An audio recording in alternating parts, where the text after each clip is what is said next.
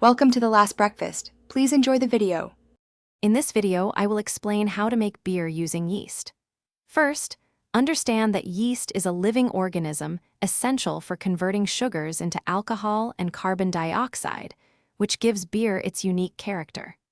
Proper sanitation is absolutely critical throughout the entire brewing process to prevent unwanted bacteria or wild yeasts from spoiling your batch. Always choose a yeast strain that complements the specific beer style you aim to brew for the best results.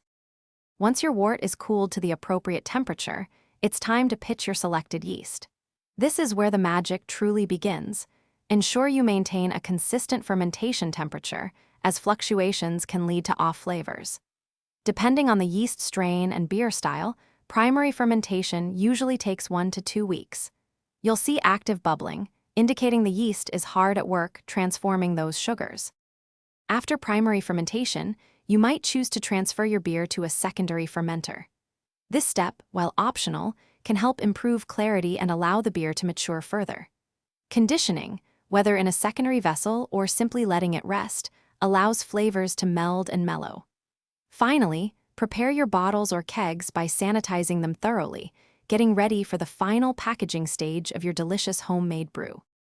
Now for the exciting part, carbonation. If bottling, add a small amount of priming sugar to each bottle. The residual yeast will consume this sugar, creating natural carbonation over 2 to 3 weeks at room temperature. For kegging, you can force carbonate with CO2. Once carbonated, chill your beer and enjoy the fruits of your labor. Remember to check the description for links to great deals, including that Little Trees Black Ice Air Freshener for a fresh ride. Cheers to your homemade beer. Thanks for watching. If this was helpful, leave a like and consider subscribing. See you next time.